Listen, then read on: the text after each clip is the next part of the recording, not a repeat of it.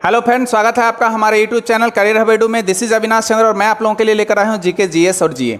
दोस्तों, पिछले क्लास में हम लोगों ने इंडियन ज्योग्राफी के अंतर्गत कुछ राज्य और केंद्र शासित प्रदेशों के बारे में पढ़ रखा था और वो राज्य में बहुत सारे राज्यों के बारे में उसका विश्लेषण किया था, डीपली आप लोगों को बताया था। आज मैं एक नए राज्य के साथ रूबरू कराने जा रहा हूं आपका। उस राज्य का नाम है पंजाब। जैसा मैप में देख पा रहे हो पंजाब, तो मैं नोट कर दे रहा हूं, यहाँ लिख दे रहा हूं शॉर्ट में पंजाब, PN फॉर पंजाब। ठीक है, पंजाब।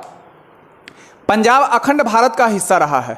यहाँ न केवल मौर्य बल्कि मौर्य के साथ मौर्य, बैक्ट्रियन, यूनानी, शक, कुषाण, गुप्त जैसे अनेक शक्तियों का उत्थान भी हुआ और पतन भी हुआ। अब मध्यकाल में आओगे तो मध्यकाल में पंजाब मुसलमानों के अधीन रहा। 15वीं-16वीं शताब्दी में पंजाब के इतिहास में एक नया मोड़ आया या नया मोड़ लिया। गुरु नानक देव, जो नाम सुने होंगे आप लोग, सिख के संप्रदाय के थे। गुरु नानक देव की शिक्षाओं ने यहाँ भक्ति आंदोलन को ज़्यादा तुल दिया, यानी आप बोल सकते हो गुरु नानक देव की शिक्षाओं से यहाँ भक्ति आंदोलन ने जोड़ पकड़ा और सिख पंथ ने एक धार्मिक सामाजिक आंदोलन को जन्म दिया। जो सिख पंथ था, ये सिख पंथ ने धार्मिक और सामाजिक रिलीजियस एंड सोशल, ठीक है, आंदोलन को जन्म दिया। जिसका मुख्य उद्देश्य क्या था? तो जिसका मुख्य उद्देश्य धर्म और समाज में फैली जितनी भी बुराइयां थी, जितनी भी कुरीतियां थी, उसको दूर करना था।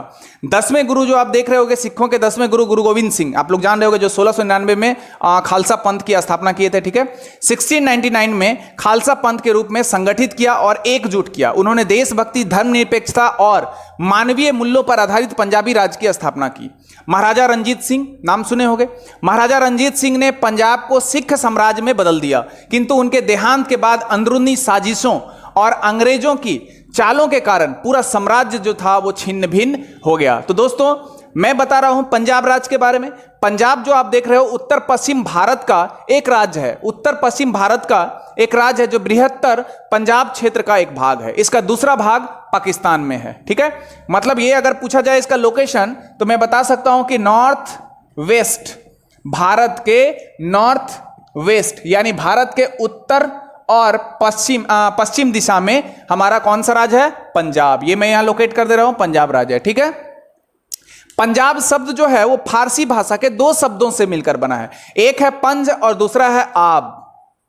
पंज जोर आब। तो पंज का मतलब क्या होता है? पंज का मतलब होता है पांच और आब का मतलब होता है पानी या जल। तो पंज का मतलब हो गया यहां पर पांच और आब का मतलब हो गया वाटर। ठीक है, जल। पंज आब, पंजाब। अर्थात यह राज्य जो है 5 जल धाराओं, नदी जैसे झेलम, चिनाब, रावी, ब्यास, सतलज, है ना, की मिलन स्थली है। मैंने कौन कौन सी नदी बताया? झेलम बोला, चिनाब बोला, रावी बोला, व्यास बोला, सतलज बोला। 1 2 3 4 5, ये 5 नदी है ना, और आब मतलब पानी। ठीक है, तो ये 5 नदियों की जो मिलन स्थली है। ठीक है, पंजाब की जो राजधानी है जिसका नाम है चंडीगढ़, जो पंजाब की राजधानी तो है ही और साथ साथ हरियाणा राज्य की भी राजधानी है। यानी अगर आपसे पूछा जाए कैपिटल ऑफ पंजाब तो चंडीगढ़, और याद रखना कि एक केंद्र शासित प्रदेश भी है चंडीगढ़ और चंडीगढ़ की राजधानी भी चंडीगढ़ है। मतलब अगर पूछा जाए कि पंजाब का राजधानी क्या है तो आप लोग क्या बताओगे? चंडीगढ़। और मैंने और तथ्य क्या बताया कि चंडीगढ़ ना केवल पंजाब की राजधानी अपितु हरियाणा की भी राजधानी है और इसके साथ साथ एक यूनियन टेरिटरीज भी है चंडीगढ़, जिसकी राजधानी है चंडीगढ़। यानी पंजाब हरियाणा 2 राज्यों की राजधानी और एक केंद्र शासित प्रदेश की राजधानी है चंडीगढ़। ठीक है, अब मैं चलता हूं इसके लोकेशन की तरफ कि इसकी चौहद्दी किस दिशा में इंगित है। मैं इसे हटा दे रहा हूं। झेलम, चिनाब, रावी, ब्यास, सतलज समझ में आ रहा होगा आप लोगों को। अब इसका लोकेशन देखो आप। अब मैं लोकेशन दिखा रहा हूं आप लोग को। ये जो पंजाब है, इस पंजाब के उत्तर में देखोगे तो ये पंजाब के उत्तर में जम्मू कश्मीर दिख रहा है, जो राज्य था केंद्र शासित प्रदेश में बदल गया 2 भागों में, एक तरफ जम्मू कश्मीर और दूसरी तरफ लद्दाख। तो जम्मू कश्मीर देखोगे तो पंजाब के उत्तर में क्या दिख रहा है भाई? तो जम्मू एंड कश्मीर दिख रहा है। ठीक है, अगर आप नॉर्थ ईस्ट में ले लो तो नॉर्थ ईस्ट में देखो यहां पर कौन सा राज्य है भाई? तो हिमाचल प्रदेश। तो मैंने नॉर्थ ईस्ट पे ले लिया।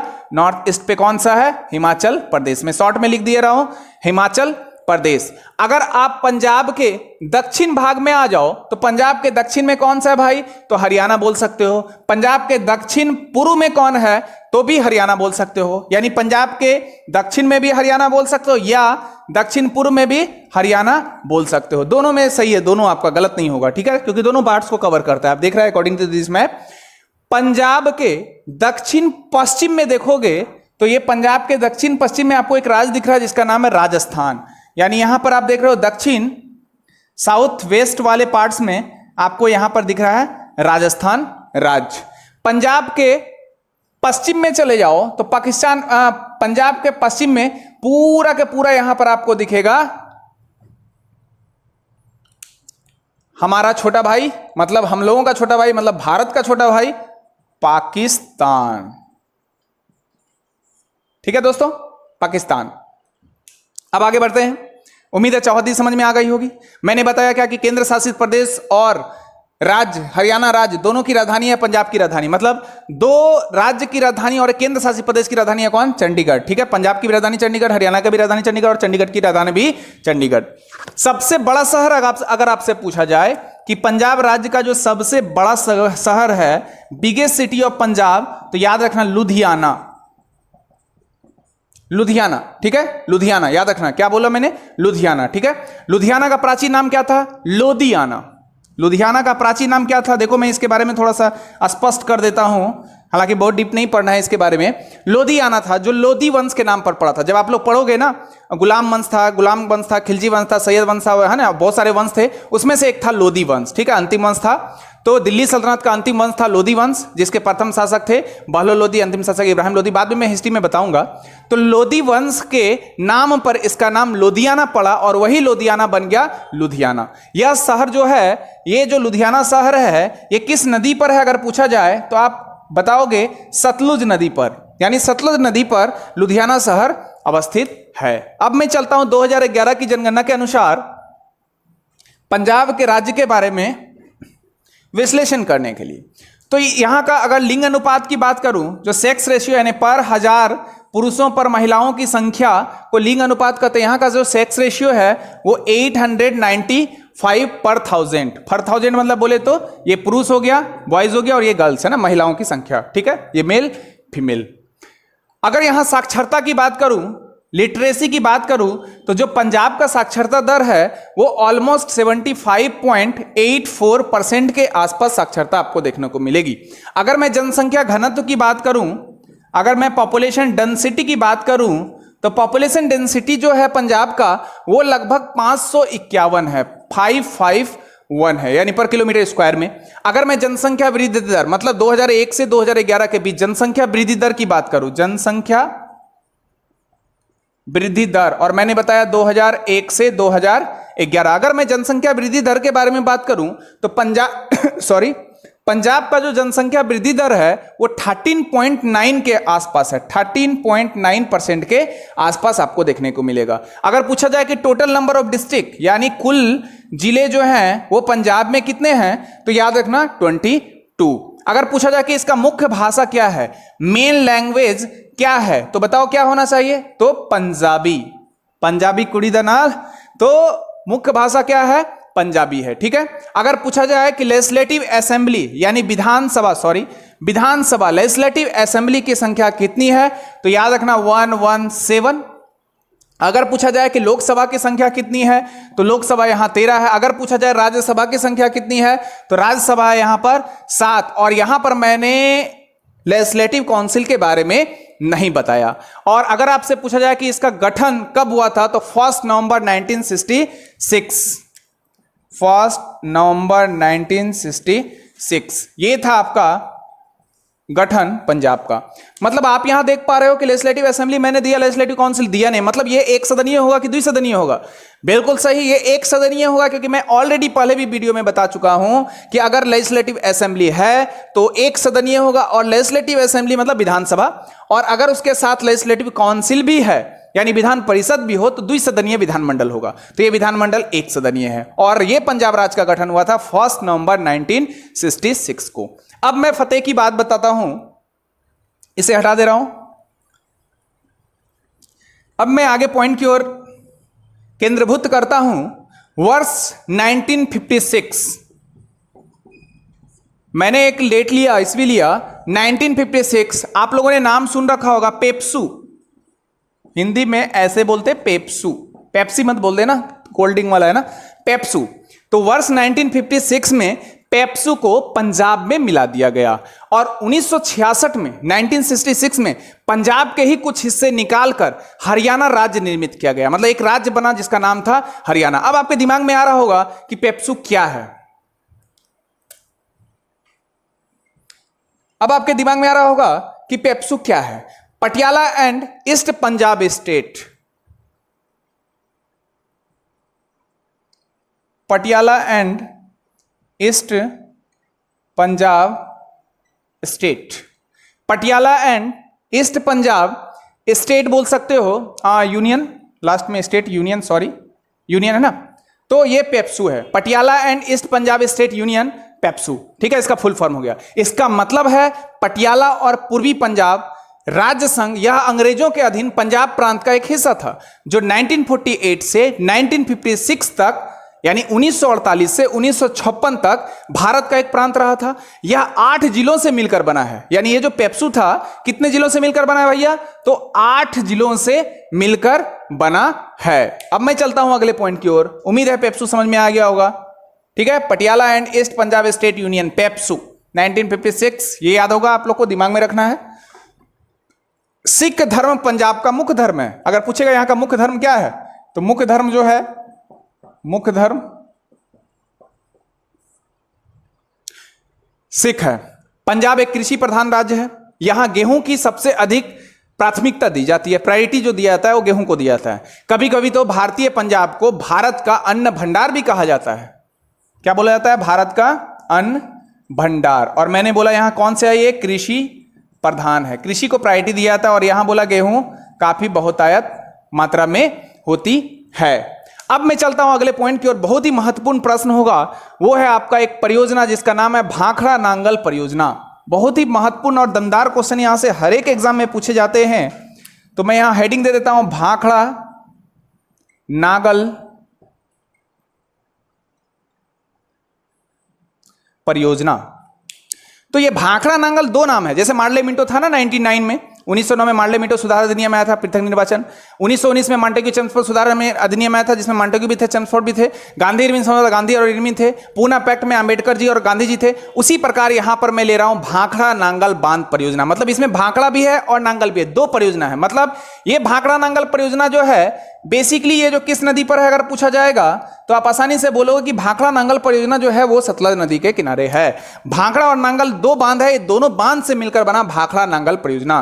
तो इसका उद्देश्य क्या होगा, तो जाहिर सा बात है इसका उद्देश्य जो होगा, इसका जो पर्पस होगा वो होगा जल विद्युत परियोजना, जल विद्युत को उत्पादन करना। और क्या हो सकता है भाई, तो और सिंचाई हो सकता है, एग्रीकल्चर हो सकता है, इरिगेशन बोल सकते हो आप लोग, है ना। तो जल विद्युत उत्पादन और सिंचाई इसका मुख्य पर्पस था। अब इससे लाभान्वित होने वाले राज्य कौन होंगे, तो पंजाब है, हरियाणा है, केंद्र शासित प्रदेश दिल्ली है, थोड़ा बहुत राजस्थान है।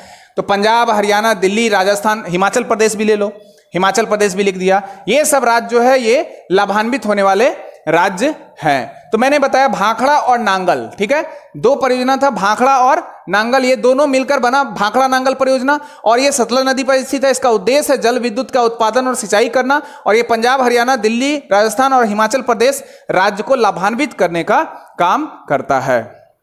भारत की बड़ी और सबसे ऊंची गुरुत्वीय बांध भी यही है। याद रखना, भारत की सबसे ऊंची बांध, बहुत लोग भाखड़ा बोल देते हैं, गलत है, टिहरी बांध होगा, है ना। भारत की सबसे ऊंची बांध रहेगा तो टिहरी, भारत की लंबी रहेगा तो हीराकुंड, भारत का सबसे ऊंचा पूछेगा तो टिहरी, या भारत का दूसरा सबसे ऊंचा तो भाखड़ा नांगल, भारत का सबसे ऊंचा गुरुत्वीय बांध पूछेगा, ग्रेविटेशनल जिसमें डैम पूछेगा, तब आएगा भाखड़ा नांगल बांध। तो भारत की बड़ी और सबसे ऊंची गुरुत्वीय बांध भी यही है। यह राजस्थान, पंजाब और हरियाणा की संयुक्त परियोजना है। मतलब आप बोल सकते हो कि पंजाब, हरियाणा और राजस्थान की मिक्स संयुक्त परियोजना है। भाखड़ा नांगल बांध भूकंपीय क्षेत्र में स्थित है और विश्व का सबसे ऊंचा गुरुत्वीय बांध है, ग्रेविटेशनल डैम है। कौन, भाखड़ा नांगल बांध।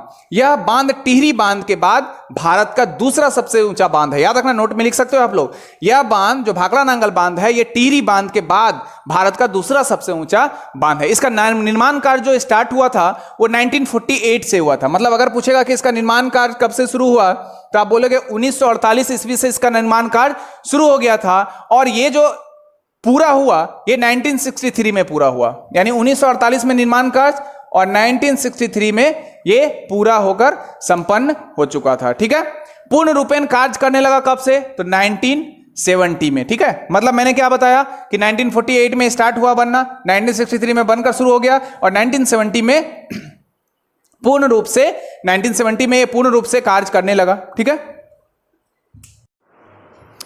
भाखड़ा नांगल परियोजना मैंने बताया ये 1948 से स्टार्ट हुआ था, 1963 में कंप्लीट हो गया, 1970 से ये पूर्ण रूपेण समर्पित हो गया और 1970 से ये कार्य करना प्रारंभ कर दिया। ठीक है, अगर आपसे पूछा जाए स्टार्ट कब हुआ था 1948, पूरा कब हुआ था 1963, पूर्ण रूपेण कार्य करने लगा कब से? 1970। तीन डेट मैंने बताया, 48, 63, 70। स्टार्ट हुआ 48, कंप्लीट हुआ 63 और कार्य करना शुरू कर दिया 70 में।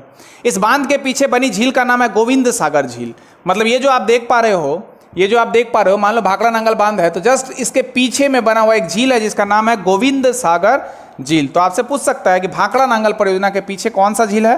तो गोविंद सागर झील है, जो आर्टिफिशियल लेक है ना, कृत्रिम झील। याद रखना दोस्तों, मैं बता रहा हूं कृत्रिम झील। और ये कहाँ है? हिमाचल प्रदेश। बहुत सारे बच्चे क्या करते हैं, भाखड़ा नांगल बांध तो पंजाब भाई, गोविंद सागर झील कहाँ? तो मार दो पंजाब। गलत है, गोविंद सागर झील कहाँ होगा? हिमाचल प्रदेश में होगा। ठीक है, तो गोविंद सागर है, मतलब जो इस बांध, जो भाखड़ा नांगल बांध है, इसके पीछे में बना हुआ एक झील है, जिस झील का नाम क्या बताया मैंने? एक झील का नाम बताया जो हिमाचल प्रदेश में स्थित है, गोविंद सागर झील। गोविंद सागर झील। अब आप लोग सोच रहे होंगे कि ये नाम क्यों पड़ा? बिल्कुल सही, क्योंकि जो सिखों के 10वें गुरु थे, गुरु गोविंद सिंह, उसी के नाम पर इसका नाम पड़ा गोविंद सागर झील। यह बांध 1963 में राष्ट्र को समर्पित किया गया, क्योंकि 63 में बनकर तैयार हो गया था। इस बांध से बिस्त दोआब नहर, सरहिंद नहर और नरवाना शाखा नहर आदि निकाली गई है। तो ये थी आपकी भाखड़ा नांगल परियोजना, जो आप लोगों ने अभी समझा, जो सतलुज नदी पर है, जिसका उद्देश्य जल विद्युत उत्पादन और सिंचाई को अंजाम देना है। ठीक है, 1948 में स्टार्ट हुआ, 63 में कंप्लीट हो गया, 70 में पूर्ण रूपेण दे दिया गया। अब मैं चलता हूं अगले पॉइंट की ओर। समझ में आ रहा होगा भाखड़ा नांगल के पीछे कौन सा है झील? तो गोविंद सागर झील। कहां है? हिमाचल प्रदेश में। कैसा झील है? तो कृत्रिम झील है, आर्टिफिशियल लेक है। व्यास सतलज लिंक परियोजना, एक है व्यास सतलुज या सतलज, व्यास सतलज या सतलुज लिंक परियोजना। ठीक है, व्यास सतलज लिंक परियोजना में व्यास नदी का पानी का इस्तेमाल बिजली के उत्पादन में किया जा रहा है और इस पानी को गोविंद सागर झील में स्थानांतरित करने पर जोर दिया जा रहा है। ठीक है, अगला पॉइंट की तरफ मैं रुक करता हूं, जिसका नाम है अमृतसर का स्वर्ण मंदिर।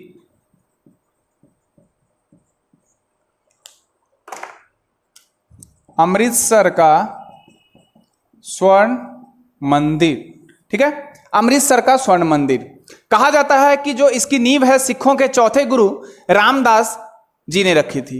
इसकी नक्शा खुद वास्तुकार भी बोल सकते हो आप, गुरु अर्जुन देव जो 5वें गुरु थे, उसने तैयार की थी। ठीक है, बेसिकली इसका पूरा नाम जो है वो आप बोल सकते हो, जो नाम फेमस है वो हरमिंदर साहब है। हरमिंदर साहब के नाम से प्रसिद्ध है और इसे ही स्वर्ण मंदिर का नाम, गोल्डन टेम्पल का नाम दिया जाता है। इस गुरुद्वारे का बाहरी हिस्सा जो है वो पूरा गोल्ड यानी सोने का बना हुआ है, इसलिए इसे स्वर्ण मंदिर के नाम से जाना जाता है। आप देखोगे कि यहाँ पर बाघा बॉर्डर है एक, अमृतसर के पास देखोगे, पंजाब के अमृतसर के पास एक बॉर्डर है जिसका चर्चा मैंने कर रहा है, बाघा बॉर्डर। ठीक है, कौन सा बॉर्डर? बाघा बॉर्डर। पंजाब के इधर कौन सा है देश? पाकिस्तान देश है। तो वहां पर जो बॉर्डर है वो मैंने क्या बताया? बाघा बॉर्डर, अमृतसर के पास। ठीक है, अब मैं चलता हूं अगले पॉइंट की ओर, जिसका नाम है जालियांवाला बाग। बहुत फेमस होगा, आप लोगों ने सुना होगा, रॉलेट एक्ट, जालियांवाला बाग सुना होगा। जली नामक व्यक्ति का जालियांवाला बाग था, ठीक है ना, 1919 में हुआ था। तो अमृतसर के स्वर्ण मंदिर के पास एक छोटा सा बगीचा है, जहां 13 अप्रैल 1919 को, डेट याद रखना क्योंकि इसका डेट बहुत पूछता है हिस्ट्री के दृष्टिकोण से। ठीक है, मैं तो ज्योग्राफी बता रहा हूं। 13 अप्रैल 1919 को ब्रिगेडियर जनरल एडवर्ड डायर के नेतृत्व में अंग्रेज फौज ने गोली चला दी थी।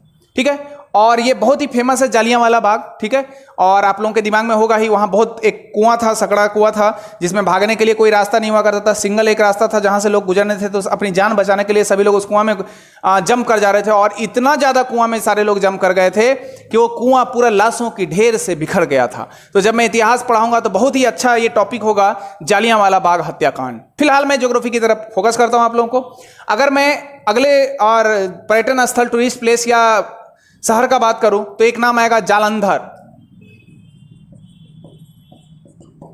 जालंधर, ये पंजाब का सबसे बड़ा औद्योगिक शहर है, बहुत बड़ा औद्योगिक शहर है, ये इंडस्ट्रियल है टाउन है ना, औद्योगिक शहर है। कौन? जालंधर।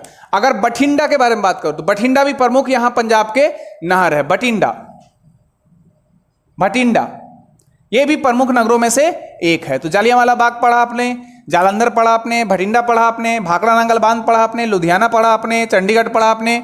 ये सारी चीजों को पॉइंट को अपने दिमाग में, मन मस्तिष्क में लेकर चलना।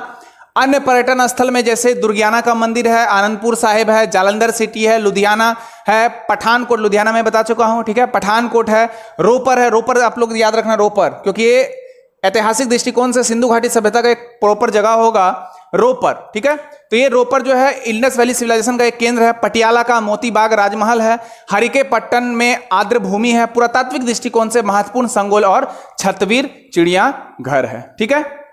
तो दोस्तों था ये रोपर से संबंधित। अब मैं चलता हूं अगला पॉइंट, कॉन्सेप्चुअल याद रखना आप लोग। यहां पर हुआ था हरित क्रांति, ये 1967 से 68 में, कहीं कहीं 1966 से 67 का कड़ी को जोड़ते हैं। ये 67 याद रखना, वेरी इंपॉर्टेंट पॉइंट है ये, आप याद रखना। 1967 से 68 के दरमियान हरित क्रांति हुआ था, ग्रीन रेवोल्यूशन। हरित क्रांति का संबंध खाद्यान्न उत्पादन से है, खाद्यान्न उत्पादन आप लोग पढ़ोगे। हरित क्रांति है, गोल क्रांति है, श्वेत क्रांति है, पीली क्रांति है, रजत क्रांति है, बहुत सारे क्रांति के बारे में मैं बताऊंगा अलग से टॉपिक देकर। क्रांति ही पूरा मैं चैप्टर खत्म कर दूंगा। तो हरित क्रांति ग्रीन रेवोल्यूशन जो है ये 1966 से 67 से 68 के दशक में हुआ था। और ये हरित क्रांति के संदर्भ में 2-4 पॉइंट आप लोग याद रख लेना बच्चों। सबसे पहले ये पूछा गया कि हरित क्रांति जो शब्द था, वो हरित क्रांति जो शब्द था ये किस के उत्पादन से संबंधित है। तो हरित क्रांति शब्द जो है वो खाद्यान्न उत्पादन से संबंधित है। अगर पूछा जाए हरित क्रांति शब्द को सबसे पहले किसने दिया था, तो याद रखना विलियम गॉड। हिंदी इंग्लिश में कर दे रहा हूं, ठीक है। और हिंदी इंग्लिश के मिक्सिंग को बोलते हैं ना हिंग्लिश, आजकल चलता है हिंग्लिश, इंग्लिश नहीं बोलते हिंग्लिश, तो मैं इंग्लिश बता दे रहा हूं, ठीक है। तो विलियम गॉड जो थे हरित क्रांति के शब्द को देने वाले थे। जैसे भूगोल के शब्द को देने वाले कौन थे, एरिस्टोस्थेनीज, लेकिन भूगोल के पिता किसे कहते हैं, तो आप लोग जानते होंगे हिकेटियस को कहते हैं। तो विलियम गॉड जो था वो हरित क्रांति के शब्द को देने वाले थे। लेकिन अगर पूछेगा father of green revolution in India या father of green revolution in world, ये दो अलग अलग प्रवृत्ति के क्वेश्चन है। तो अगर पूछता है आपसे father of green revolution in India, Bharat में हरित क्रांति के जनक कौन थे, तो आप बताना बच्चों MS स्वामीनाथन। अगर यही पूछ दे कि विश्व में हरित क्रांति के जनक कौन थे, तो याद रखना नॉर्मन बोरलॉग, ठीक है। मैंने क्या क्या बताया अभी, सबसे प्रमुख बात बताई कि हरित क्रांति जो हुआ था वो पंजाब राज्य में हुआ था, ठीक है। बेसिकली पंजाब राज्य को प्रभावित किया था, जिसमें मुख्य फसल जो किरदार निभाया था वो था गेहूं। इसके अलावा अन्य फसल भी थे, मैं अलग से चर्चा करूंगा इस टॉपिक पे। फिलहाल छोटी छोटी मगर मोटी बातों में मैं बता दे रहा हूं, हरित क्रांति जो है 67-68 दशक में हुआ था और इसका संबंध खाद्यान्न उत्पादन से है। ग्रीन रेवोल्यूशन में गेहूं पे जोर दिया गया था और ये पंजाब राज्य को प्रभावित किया था ज्यादातर। और ग्रीन रेवोल्यूशन जो था वो शब्द विलियम गॉड ने दिया था और फादर ऑफ ग्रीन रेवोल्यूशन कहते हैं हम लोग MS स्वामीनाथन को। इंडिया का अगर विश्व का पूछेगा तो नॉर्मन बोरलॉग। और आपको बता दूं कि ये जो बोरलॉग है, इसी बोरलॉग के लिए एक बोरलॉग प्राइज भी दिया जाता है। और ये बोरलॉग प्राइज जो दिया जाता है किस क्षेत्र में, तो एग्रीकल्चर के क्षेत्र में, कृषि के क्षेत्र में, ठीक है दोस्तों। तो ये था हमारा हरित क्रांति से संदर्भित, पंजाब से संदर्भित, पंजाब राज्य से संदर्भित सारे तथ्यों का अवलोकन। उम्मीद है दोस्तों आप लोगों को बड़ी अच्छे से समझ में आई होगी। और अगर ये वीडियो अच्छा लगे तो लाइक करना, सब्सक्राइब करना, शेयर करना और बेल आइकन को प्रेस करना मना भूलना, क्योंकि जब भी मैं वीडियो अपलोड करूं वो आप तक मिल जाए और आप लोग अच्छे से पढ़ना और खूब आगे खूब तरक्की करना। आज की क्लास को मैं यहीं पर स्थगित करता हूं। अगले क्लास में, अगले वीडियो में फिर से मिलूंगा। तब तक के लिए शुक्रिया। एक बात मैं नोटिस दे दूं आप लोग को कि मैंने अभी टेस्ट सीरीज शुरू किया है व्हाट्सएप पे और टेलीग्राम पे।